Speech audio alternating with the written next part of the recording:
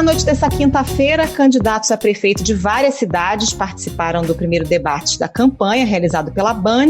Hoje é sexta-feira, dia do Ao Ponto semanal de eleições, e a gente está gravando a quente, né, Roberto Maltic? Pela madrugada. É isso mesmo, bem a quente, 1h04 da madrugada de sexta-feira. Os debates já terminaram e agora eu e a Carolina Moran estamos em videoconferência com os nossos convidados de sempre e vamos acompanhar até o fim desse período eleitoral. O Thiago Prado, editor de País, e o Paulo Celso Pereira, o editor executivo do Globo. Bom dia, Thiago e Paulo Celso.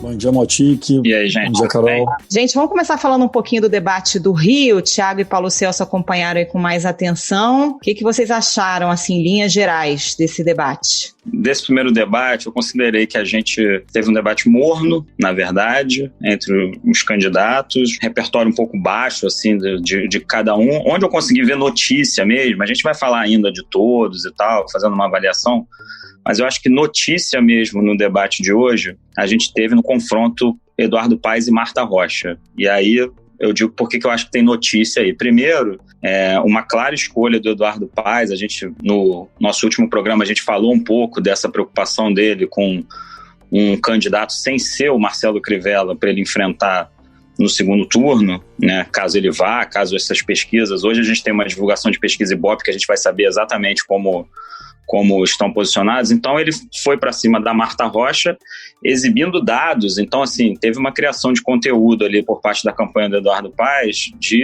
olhar os dados dela como chefe de polícia do Sérgio Cabral. E no seu período, os estupros aumentaram em 33%, o número de roubo de veículos que vinha caindo aumentou, a taxa de elucidação de crimes, que é uma tarefa fundamental para a Polícia Civil, também caiu.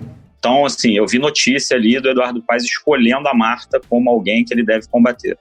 E pelo lado da resposta da Marta, foi interessante porque a Marta e outros candidatos também, isso não foi muito explorado, o fato do Eduardo Paes ter sido tornado réu por corrupção. A Marta, ela começou a abordar um tema que permeou demais a campanha do Pedro Paulo em 2016, né, com relação à misoginia, com relação à acusação de agressão à mulher, que depois a acusação foi arquivada. A violência contra a mulher e o respeito às mulheres sempre foi uma missão e uma promessa da minha vida. E deu para ver nitidamente que o Paes e a Marta Rocha, eles se enfrentaram em dois momentos no tablado ali da Band.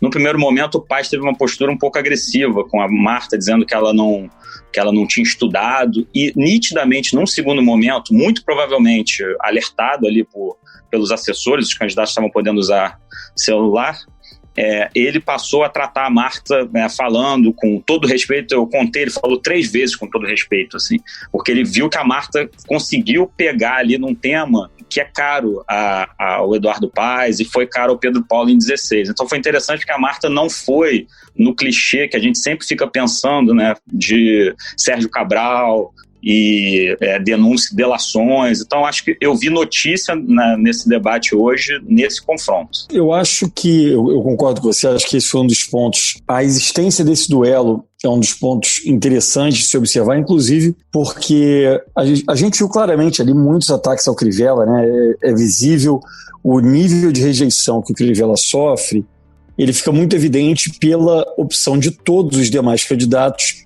em criticarem demais seu governo, né?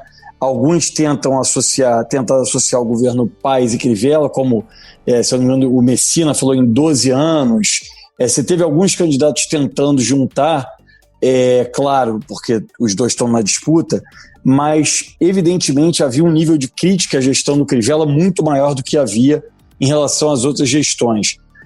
Quando o Crivella tentou ainda fazer ali uma escada com a Benedita, talvez tenha sido o pior momento dele, porque o Crivella, como todo candidato que está na cadeira, é claro que ele tem muito dado, ele sabe detalhadamente os números e os dados da gestão, que é o que o Eduardo Paes faz também muito bem no debate, né? Detalhar, falar, eu fiz X casas, tantas UPAs, esse nível de detalhamento que a gente sabe que é importante para mostrar solidez na capacidade de administrar a cidade.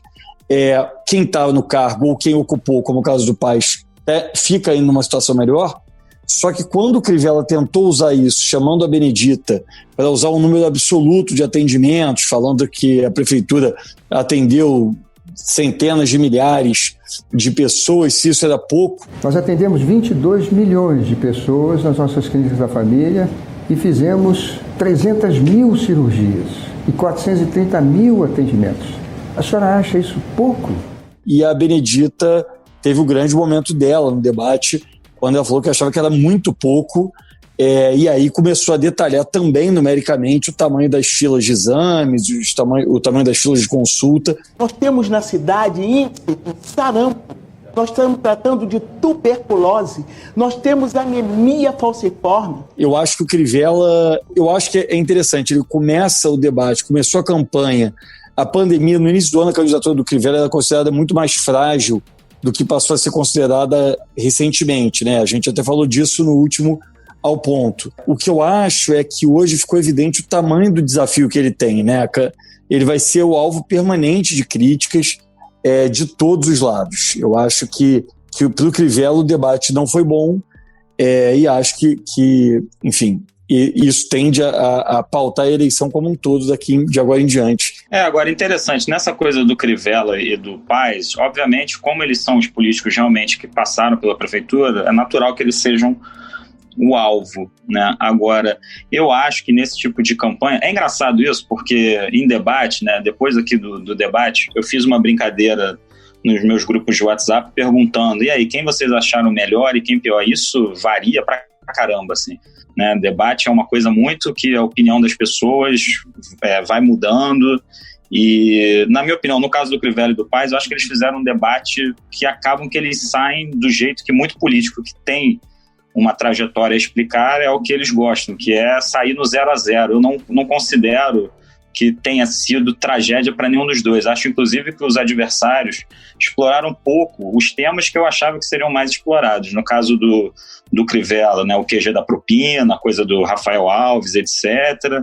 Nas palavras do Ministério Público, não há dúvidas de que Rafael Alves exerce grande influência sobre o atual mandatário do Poder Executivo do município do Rio de Janeiro. E essa relação não é de hoje, e aparece na delação do doleiro Sérgio Misrai, preso em 2018 num desdobramento da Operação Lava Jato. No caso do Eduardo Paes, a denúncia por corrupção, acho que isso acabou sendo pouco utilizado mesmo pelas campanhas adversárias, né?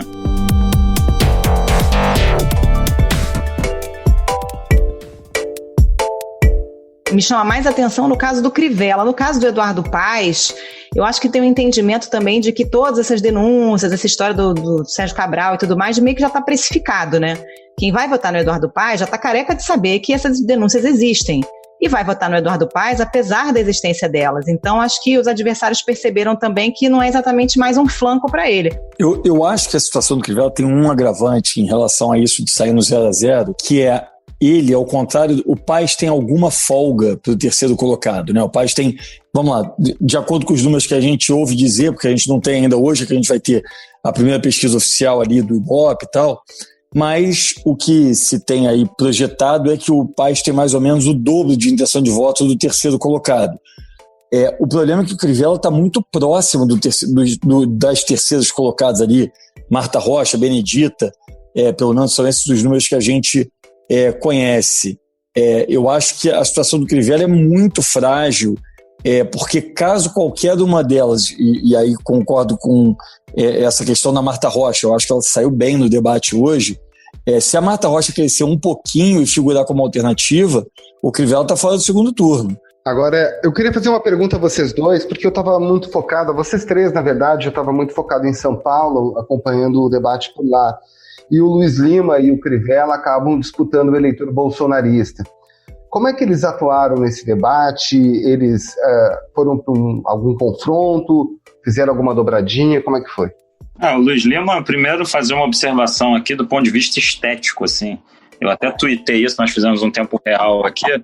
Cara, o Luiz Lima foi pro debate de calça jeans e camisa polo, assim. E eu até fiz Índio da Costa Feelings, né? Índio da Costa Feelings. Eu fiz essa brincadeira no Twitter, copiei essa piada da Carol, que a gente tinha feito no grupo de WhatsApp que a gente tem, porque o Índio fez esse estilo na campanha de 16, em 2 debates, uma camisa preta, esse estilo super informal, até o dia que o Crivella chamou ele de Steve Jobs, numa das melhores piadas de debate que já foram feitas, assim. Então, mas assim, só fazer esse comentário estético, acho que ele, o Fred Luiz, inclusive depois ali, o Fred até botou um blazer com a camisa laranja e uma camisa branca por baixo da laranja, ficou uma maravilha. É bom que no Rio tá frio. Só completando aqui do ponto de vista agora, enfim, político, né, que eu fiz o comentário aqui, estético, eu acho que o Luiz Lima, e talvez a gente comece a discordar aqui um pouco, não sei, eu gostei do Luiz Lima em alguns momentos, assim, no tom, com algumas falas. Achei que ele fez ali um papel em que já se esperava, ele tentando se vincular ao Bolsonaro, a Deus. Me tornei secretário nacional e pela transparência fui muito elogiado pelo Tribunal de Contas da União. Por obra de Deus e a convite do presidente Jair Messias Bolsonaro, me tornei um deputado federal. Teve ali o momento ali que o Crivella fez ali o tradicional que deve acontecer durante a campanha, ataque à imprensa. Não houve isso tanto por parte do Luiz Lima, então eu achei que ele teve uma postura que é um cara que vai tentar esse voto bolsonarista. Eu achei que ele foi bem nesse sentido. E me surpreendeu porque ele, por mais que ele tenha feito essa coisa de tentar se vincular ao Bolsonaro, mas não fez tanto. Assim, eu vi o Crivella no debate fazendo coisas muito mais com pegadas bolsonaristas. Falou de kit gay, voltou a falar sobre isso, atacou a imprensa de um jeito super pesado, enfim. O Crivella foi muito mais bolsonarista do que o Luiz Lima no primeiro debate, assim. E eu achei, na verdade, ruim no seguinte sentido. Eu acho que para quem não está lá na frente, para quem não é conhecido, para quem está, na verdade, buscando uma vaga no segundo turno, que é o caso dele, né, ele tem que ultrapassar uma turma para conseguir chegar no segundo turno. Eu acho que ele acabou ficando sem muita identidade, justamente por não se vincular com o Bolsonaro. Eu acho que no fim ele não foi nada. Ele não foi nem a antipolítica, que eu acho que quem desempenhou mais o papel da antipolítica foi o Fred Luiz, falando que todo mundo é igual, todo mundo aí faz acordo, todo mundo já governou, ou já teve em Câmara, em Assembleia e tal. Todo mundo está gastando seu dinheiro. Eu acho que o Fred Luiz vestiu essa camisa laranja da antipolítica. O Rio de Janeiro precisa de gestores, precisa de gestor de qualidade, não de papo furado, não de conluios, não de acordos espúrios, que nunca levam ao objetivo final. Acho que o Luiz Lima, no fim das contas, de fato, não se vinculou muito ao Bolsonaro. Uma nota à parte, eu acho que a juíza Glória Heloísa foi uma nota, assim, uma pessoa fora do seu tempo, na minha avaliação. Parece assim, era uma ideia em março, ela foi uma ideia que acabou, que sobrou, mas que não devia estar ali, sabe? Ela era uma ideia do Witzel. É a candidata do Wilson Witzel, né? Que nem é mais o governador, que está afastado. Ficou um negócio totalmente extemporâneo. Exato, e ela não tem uma pauta a defender, enfim, eu achei estranhíssima a participação. Eu acho que ela foi, assim, no meu ranking aqui, pra mim ela foi a pior ali junto. Eu não gostei dela, do Bandeira e da Renata, assim. No caso da Renata, eu acho que a gente se acostumou aqui no Rio a ver o PSOL apresentando Tarcísio, Freixo, que são caras que, né, sempre, usando a linguagem do futebol aqui na nossa mesa redonda, performavam bem. E a Renata, eu achei ela muito ansiosa, acho que é normal também, foi o primeiro debate dela, ela foi uma candidatura também que nasceu do nada, eu acho que ela não foi bem. Glória Heloísa, achei muito mal, falou uma hora de despoluição da Baía de Guanabara, pelo amor de Deus, assim, isso não é um debate para o governo do estado, a Baía de Guanabara banha várias cidades, então, assim, achei equivocada. O Bandeira de Melo também eu achei muito mal, assim, parecia que estava ali. Eu vou aqui também copiar uma coisa que eu li no WhatsApp que eu achei muito boa, comentando, parecia que estava comentando a eliminação do Flamengo na Libertadores, assim, uma coisa para baixo. Não assim, ocorreu, e acho até que a grande demonstração de que ele estava ali não ameaçando nenhum candidato, é que ninguém citou o indiciamento dele pela questão do Ninho do Urubu. Eu acho que se ele fosse um cara que estivesse ameaçando os outros, o Bandeira, ninguém sequer falou disso, que é algo muito forte, caso ele comece a subir e tal. E me surpreendeu a Clarissa, eu acho que ela também teve um desempenho bom, assim, acho que ele teve bons momentos com o próprio Fred ali, não sei se vocês concordam. Eu acho que a Clarissa tem aquele drama que vários políticos têm, que existe um descasamento. Ela quer ser uma figura ali, eu acho que ela vai bem, fala bem, mas ela carrega o nome, né? Pro bem e pro mal. O nome Garotinho a ajudou a construir a carreira muito rápida e muito cedo na política, mas é um nome que tem um peso e que é muito difícil ela parecer algo muito novidadeiro sendo herdeira política dele. Tem muita gente que até me pergunta, você acha que você é mais parecida com a Rosinha ou mais parecida com o Garotinho? Eu até dou risada. Só porque eu sou jovem, sou mulher, você acha que eu não tenho o direito de construir a minha própria história e a minha trajetória? Deixa eu falar uma coisa para você, Fred. Eu fui deputada, vereadora, deputada estadual e federal, e não há nada na minha história que desabone a minha conduta. Eu concordo com o seu ranking no caso da Glória Heloísa. Eu, em relação ao Bandeira, fiquei surpreso também negativamente. Acho que ele foi mal no debate. Eu acho que a Renata, ela tem... eu concordo um pouco com a sua avaliação, mas eu acho que o problema maior da Renata, que eu acho que é um problema da esquerda nessa eleição como um todo, ou pelo menos a esquerda PT-PSOL. Ela e a Bené e a Benedita, eu acho que tendem a dividir o voto. Ela me parece que vai pegar um pedaço do voto da esquerda, sobretudo da esquerda da Zona Sul. A Benedita, eu acho que ela fala com muita verdade para as áreas mais populares, né? Ela fala com muita verdade. E a Renata também tem uma origem nascida também em favela, mas a Benedita, ela parece ter uma vida. Você sente quando ela fala que ela está falando daquilo dali, de uma vivência cotidiana. E eu acho que elas tendem a dividir voto. Só que com a Benedita talvez maior, né? Ela já tem um recall, então provavelmente o piso da Benedita será mais alto. A gente não falou aqui do Paulo Messina, assim, só pra gente poder falar de todos. O Messina, eu acho que ele fica ali também um pouco com essa dificuldade de identidade, assim, porque foi um cara que foi secretário do Crivella, e aí, na verdade, a Clarissa também foi, mas no caso do Messina, ele foi chefe da Casa Civil. É difícil ele fazer uma construção, né, de tanta oposição. O Eduardo Paes, durante o debate, inclusive, ele tuitou, dando uma estocada ali no Messina sobre esse passado ali dele. Então é muito difícil, assim, ele conseguir, né, se apresentar como um candidato, né, contra isso, contra a prefeitura atual, e ele está num partido que é o MDB, que a gente até fez matéria essa semana no jornal. Nova Espora, ele ter aí o controle do diretório municipal, mas o diretório estadual do MDB ainda é controlado pela família Pisciani, pelo Leonardo.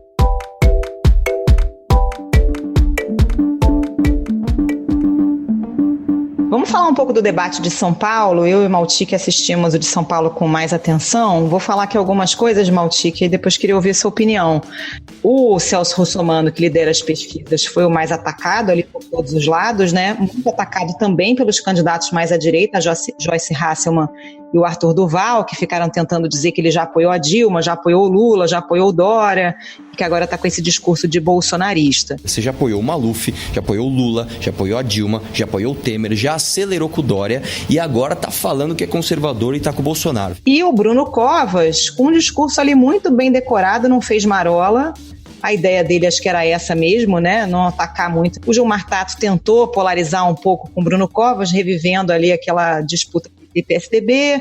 O Márcio França também atacou o Bruno Covas, porque está tentando se cacifar de alguma forma ali para o segundo turno. E acho que o que mais me chamou a atenção, Maltic, foi quantas vezes nesse debate a gente ouviu as palavras Bolsonaro, Dória e PT, né? O Russomano o tempo todo querendo fazer questão de dizer que era o único candidato amigo do Bolsonaro, né? Em alguns momentos o Russomano pareceu Crivella, na verdade, falando de cuidar das pessoas. E se você não tem planejamento, é evidente que você não tem cuidado com as pessoas.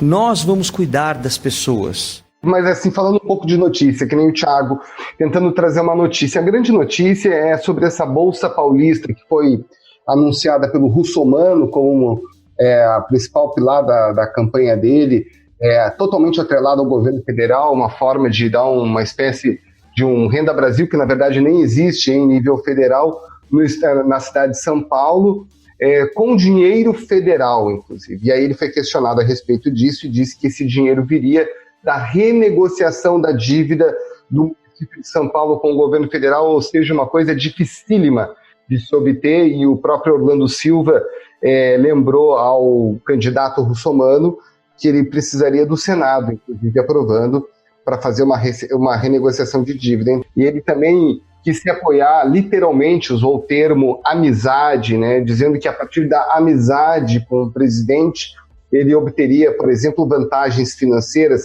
no município de São Paulo, que me parece pouco provável. No meu último encontro com o presidente Bolsonaro, no hospital, ele pegou no meu braço e disse: Celso, cuide de São Paulo. Para a gente cuidar de São Paulo, a gente precisa cuidar das pessoas que estão passando dificuldades. Eu tenho ouvido nas ruas, nas periferias, as pessoas me dizendo: eu não tenho o que comer amanhã. O auxílio paulistano vai acontecer e eu sou o único candidato aqui que tem amizade com o presidente da República a fim de trazer esses recursos para cá. Ele foi bastante atacado, como a Carol falou, mas assim, o Covas também foi atacado, o André Matarazzo foi muito duro, foi para cima do prefeito Bruno Covas, candidato à reeleição. Você deixa como grande marca da gestão a construção de uma fonte luminosa de quase 100 milhões de reais no Anhangabaú. Por que você não fez os 72 quilômetros de faixas e corredores de ônibus que estavam na proposta de governo de vocês dois? Uma leitura também interessante é sobre o PT. O Gilmar Tato se apresentou como o cara que conhece a questão dos transportes da cidade, né? Ele que já foi secretário de transportes, ele falou muito sobre isso, mas aparentemente o debate toda vez que se buscava candidatos contra candidatos, os candidatos mais à esquerda, eles ficaram um pouco de fora. Não sei se você concorda, Carol, que tanto o Orlando Silva como o Gilmar Tato acabaram sendo deixados um pouquinho de lado. O que mais teve força foi um embate entre justamente os candidatos que disputam o eleitor da direita. Então, o Mamãe Falei, o Arthur Duval, atacou o Russomano, a Joyce Hasselmann atacou o Russomano, justamente por quê? Porque eles dividem esse público bolsonarista, né? Agora, ô Maltic, uma coisa interessante é que os candidatos da direita atacaram muito duramente o Russomano, mas não atacaram o Bolsonaro, pelo contrário. Uma fala da Joyce me chamou muita atenção quando ela foi questionada sobre isso. Ela disse: sim, apoiei o presidente Bolsonaro, apoiei papapá, e depois eu tive um rompimento com os filhos dele. De fato, eu fui líder do governo Bolsonaro, apoiei Bolsonaro na eleição e tive um rompimento com os filhos do Bolsonaro. O que dá a entender que ela não rompeu com o Bolsonaro. E o Mamãe Falei em nenhum momento critica o Bolsonaro, ele concentrou as críticas dele muito no João Dória. Como é que foi o desempenho do Márcio França, Maltic? Porque o Márcio França é um personagem importante dessa eleição, eu acho que se falou pouco dele ainda aqui. Como é que foi o desempenho dele? O Russomano tentou buscar dois aliados, o Márcio França e o André Matarazzo. O André Matarazzo eu acho que fez esse papel maior até de dobradinha. O Márcio França, no momento que o Russomano tentou trazê-lo para uma dobradinha, ele se colocou no lugar do Russomano. Ele disse: não, mas eu sou essa alternativa. Talvez o Russomano não tivesse contado com isso. Se puder ter a oportunidade de uma outra pessoa, alguém que já tem experiência, eu fui prefeito. Fui reeleito com 93% dos votos, numa grande cidade. Eu acho, Paulo Celso, que ele foi bem, mas ele falou bem leve, ele não entrou em polêmicas, ele tentou se colocar como viável para todo mundo, foi acusado inclusive de ser bolsonarista em determinado momento, então ele realmente ele caminha para ter ou para buscar votos de vários lados. Ele claramente está se colocando como um cara menos de esquerda e muito mais um cara de centro.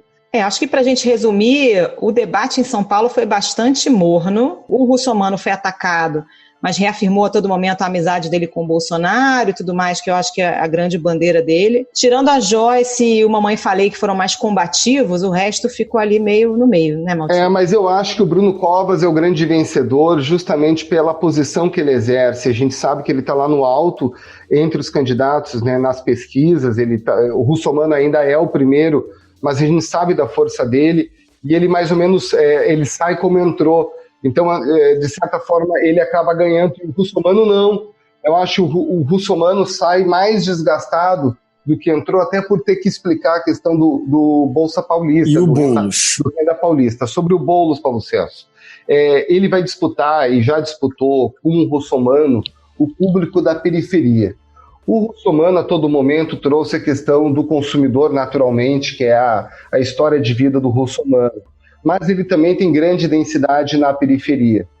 E aí o Boulos começou a rivalizar com ele sobre o conhecimento sobre a periferia. Olha, Russomano, aliás, eu sou o único candidato de todos que estão aqui que mora na periferia de São Paulo. Moro no bairro do Campo Limpo. Você poderia dizer também onde mora. Se vai à periferia, vai a passeio a cada 4 anos para tentar ganhar uma eleição. O Boulos nacionalizando muito também o debate, né, criticando o Bolsonaro e tudo mais. Bom, para a gente fechar, vamos fazer um balanço dessa primeira semana de campanha, gente. Acho que para começar teve uma certa bateção de cabeça entre os candidatos sobre fazer campanha na rua ou não, né? Candidatos anunciando agenda na rua, depois voltando atrás por causa das normas sanitárias e da pandemia e tal. Um começo meio confuso, né, de campanha. Eu acho que a Justiça Eleitoral tem um pouco de responsabilidade nisso, né? Porque soltou as regras muito em cima ali do início da campanha, né? Que foi o último domingo. Então as campanhas ficaram com muito receio de não cumprir as determinações. O que dá para ver da primeira semana é que o que a gente imaginava aconteceu. São poucas as agendas de rua. As agendas de rua que acontecem são super esquisitas, assim, do ponto de vista de quantidade de pessoas, assim, que participam, já que não pode ter aglomeração. Então, eu tenho recebido vídeos aqui de agendas de rua que são, assim, até constrangedoras, porque o candidato chega com uma máscara na cara e aí aborda a pessoa, aquele constrangimento para a pessoa pegar o santinho do candidato, porque não sabe se está contaminado, enfim. Então são agendas muito xoxas. Agora, um outro fenômeno que tem acontecido também, e é desafio aqui para a nossa equipe de reportagem, muita agenda não divulgada dos candidatos, justamente porque provavelmente eles estão querendo, né, estar em locais em que eles possam estar com mais pessoas para fazer sentido. Então, por exemplo, o prefeito Marcelo Crivella é um que a gente tem tido muita dificuldade de saber quais são as agendas dele. Então, acho que o saldo da primeira campanha é um pouco esse, assim, todo mundo ainda entendendo um pouco o que é essa campanha, a população ainda pouco interessada. Se a gente for, depois eu quero até levantar o que foi o Ibope desse primeiro debate e a repercussão nas redes, provavelmente baixa, porque é isso, a campanha ainda não esquentou. A partir do dia 9 de outubro a gente tem o início da propaganda na TV, e aí eu acho que pode ser um marco, assim, de um pouco mais de engajamento da população com eleição. Tem um bordão, né, de publicitário que eu acho que em 2018 ele acabou meio vencido, mas que é que a eleição começa quando muda o horário da novela, né? Esse é um bordão antigo, na verdade, que existe, porque até lá ninguém vê, você não vê material de rua, né? Você anda pela cidade de carro, quando eu estou indo para o jornal, por exemplo, você passa aqui no Rio de Janeiro, você passa e não vê um panfleto na rua. Então eu acho que ainda tá muito frio ainda. Acho que a pandemia mudou muito, né? O calendário, quer dizer, mudou inclusive literalmente o calendário do ano, mas eu acho que mudou também, assim, o quanto as pessoas estão dispostas a acelerar esse processo todo. Bom, Tiago, Paulo Celso, obrigada aí pelo esforço de reportagem, essa gravação de madrugada. Até a próxima, até semana que vem. Muito obrigado, pessoal. Obrigado a vocês, abraço a todo mundo. Valeu, gente, obrigado aí, abração.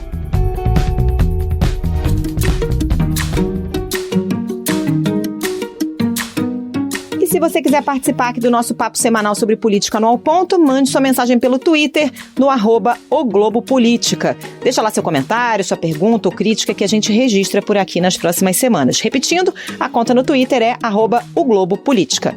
Esse foi o Ao Ponto de hoje, o podcast diário da redação do Globo. Nessa conversa a gente conta com a participação de toda a equipe do jornal, as mesmas pessoas que levam até você informação e análise de qualidade todos os dias. Quer saber mais? Assine o Globo. Acesse assineoglobo.com.br e confira todas as notícias e reportagens especiais. Lembrando que todo o material de utilidade pública relacionado ao novo coronavírus está disponível também para quem não é assinante. A edição é do João Guilherme Lacerda. Tchau. Até mais.